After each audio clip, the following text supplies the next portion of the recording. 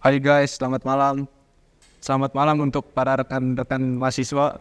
Saya di sini sudah bersama staff atau yang bisa kita panggil Kak Rizky. Saya di sini akan membicarakan tentang transportasi kereta api. Menurut saya transportasi kereta api itu adalah sebuah transportasi umum untuk para masyarakat di Indonesia, khususnya Ibu Kota Jakarta. Untuk lebih jelasnya tentang kereta api, saya akan tanyakan kepada Kak Rizky itu sendiri. Iya, betul sekali. Untuk transportasi kereta itu merupakan transportasi umum ya, khususnya pada kalangan masyarakat. Namun balik lagi nih, ada dua jenis pengguna, yaitu untuk kebutuhan atau ya yang kita lihat bekerja. Seperti yang rekan Akmal lihat bahwa hari Senin tuh kereta benar-benar macet ya. Macet dalam arti padat dan juga rebutan gitu. Ibaratnya kita datang jam 5, jam 6 itu juga udah kesiangan. Nah, itu bagi yang pekerja. Namun ada juga untuk yang jalan-jalan atau untuk menjenguk rekan saudara, itu banyak banget. Nah, tapi kita balik lagi bahwa apa sih tujuan dari transportasi kereta? Nah, untuk transportasi kereta itu kita mempermudah masyarakat untuk melakukan mobilitas atau perjalanan. Nah, kereta api kan banyak macamnya. Ada KCI, seperti yang kalian tahu itu KRL Jabodetabek, ataupun juga ada KA lokal, KA jarak jauh. Nah, kalau KA jarak jauh banyak banget tujuannya. Yang sering banget Akmal kunjungin kan Bandung ya. Bandung, Jogja, ya tempat-tempat pariwisata lah untuk KA jarak jauh. Terus juga untuk bertemu sanak saudara, itu untuk penggunaan KA jarak jauh. Nah, itu kurang lebih transportasi kereta yang digunakan masyarakat dan juga pada kalangan para pekerja. Mungkin tadi sedikit penjelasan tentang sejauh mana sih kereta api itu, dan sekarang kita berlanjut ke tahap wawancara.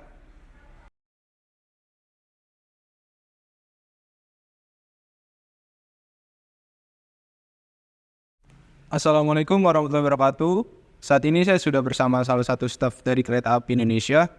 Perkenalkan Kak, nama saya Muhammad Akmal dari Universitas Nasional. Saya mendapatkan tugas wawancara. Apakah Kakak bersedia untuk saya wawancarai? Ya, silakan. Bolehkah Kakak memperkenalkan diri dan posisi Kakak di kereta sebagai apa? Selamat malam, perkenalkan nama saya Rizky Sopianto.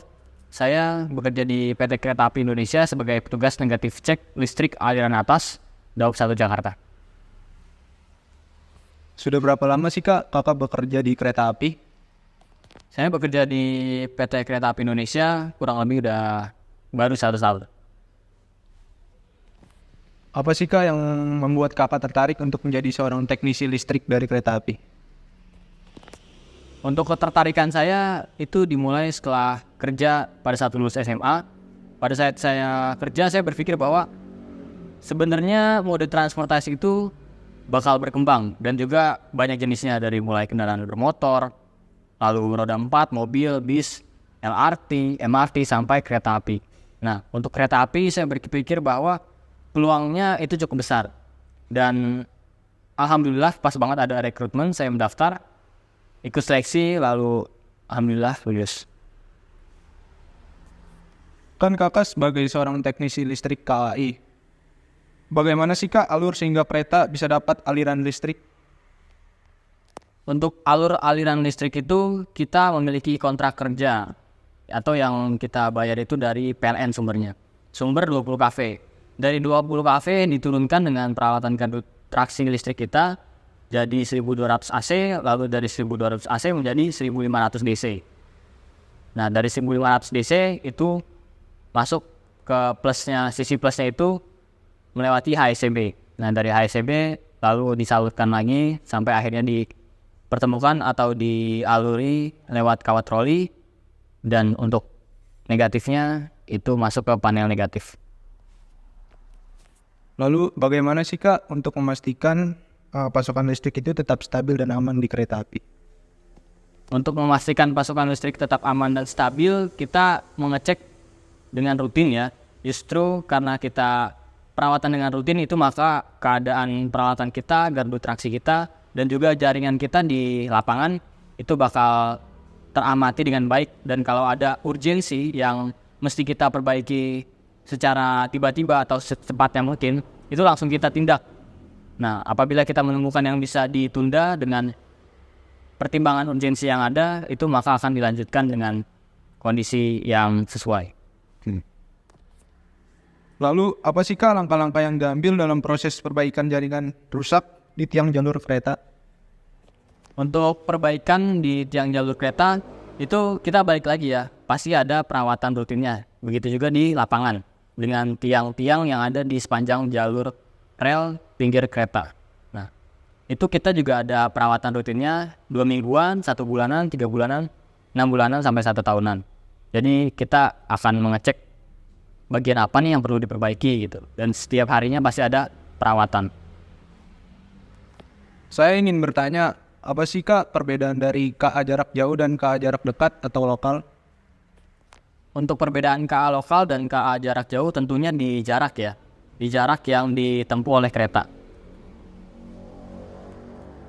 Mungkin ada perbedaan lain, entah dari CC kereta itu sendiri atau yang lainnya? Untuk perbedaan mungkin pada kecepatan. Untuk kecepatan yang ditempuh oleh KA lokal dan KA jarak jauh itu pastinya berbeda. Dan juga belum ada standar juga. Belum dengan standar yang ada, pasti dengan sisi trek lengkung dan trek lurus itu berbeda kecepatannya. Maka kita ada juga aturan atau standar gimana sih kecepatan yang diharuskan pada saat posisi lengkung atau pada saat trek lurus. Mungkin Kakak dulu pernah menjadi pemeriksa gate tiket dan persyaratan untuk menaiki kereta. Apa saja sih Kak persyaratan yang harus dipenuhi untuk naik kereta api jarak jauh? Untuk persyaratan yang harus dipenuhi itu pastinya ada KTP dan KK. Nah, untuk KTP kita itu sudah terintegrasi dengan tiket, yaitu 1 KTP hanya bisa beli 1 tiket. Jadi nggak ada itu namanya calo-calo. Nah, selanjutnya dengan peraturan atau surat edaran terbaru yang update juga di tanggal 12 Juni sesuai peraturan Kementerian Perhubungan tentang protokol kesehatan penumpang pada transportasi kereta api, bahwa sebelumnya yang diwajibkan memakai masker saat ini diperbolehkan untuk tidak menggunakan masker. Namun apabila mereka sakit atau dengan keadaan yang kurang sehat dan dapat menularkan penyakit, itu dianjurkan untuk memakai masker agar tidak menularkan sesama penumpang. Lalu bisa diceritakan Kak, apakah Kakak pernah mengalami penumpang yang kurang kooperatif untuk syarat menaiki kereta? Untuk penumpang yang kooperatif pernah sih pada saat saya menjadi boarding pass atau menjaga boarding lah ya, yang bagian mengecek tiket-tiket kereta api dan persyaratannya. Nah, pada saat itu saya mengecek beberapa penumpang. Namun ditemukan 1 penumpang yang nggak sesuai dengan standar persyaratan. Nah, di situ saya tegur dengan baik-baik, namun penumpang tersebut ngotot ingin melanjutkan perjalanan. Namun saya memberikan saran dan solusi bahwa kita ada juga nih Pak untuk sertifikasi atau sertifikat vaksin, namun harus dengan vaksin di stasiun tersebut gitu. Jadi pada saat kita atau para penumpang itu vaksin di tempat kita atau di stasiun, khususnya di Pasar Senen waktu saya boarding, itu secara langsung habis melaksanakan vaksinasi itu akan langsung dapat keterangan sudah vaksinasi di COVID di Pasar Senen. Mungkin Kakak pernah mengalami masa orientasi. Pengalaman apa sih Kak yang paling berkesan selama masa itu? Pada saat orientasi, yaitu yang paling berkesan pada saat mengenal berbagai macam karakter penumpang, khususnya pada kereta api ya. Nah, karena banyak banget yang ibaratnya nurut lah atau sesuai peraturan, namun ada juga yang tidak sesuai peraturan. Nah, justru itu yang tidak sesuai peraturan, kita harus bagaimana nih cara menanganinya agar mereka juga tidak kecewa terhadap penanganannya dan juga mereka mendapat solusi atau win-to-win lah. Mereka masih tetap bisa melanjutkan perjalanan. Itu sih. Mungkin ini menjadi pertanyaan terakhir. Apakah kakak memiliki saran untuk seorang yang ingin menjadi staf atau teknisi dari kereta api? Untuk saran tidak banyak. Yang penting kita jangan menyerah dan juga sering-sering belajar. Saya juga masih belajar dan juga butuh wawasan dan pembelajaran yang masih diperlukan untuk sebagai teknisi. Namun tetap kalian harus keep fire dan juga terus belajar. Sama jangan lupa berdoa. Tuh. Satu lagi, terus mencoba dan juga jangan melupakan kedua orang tua.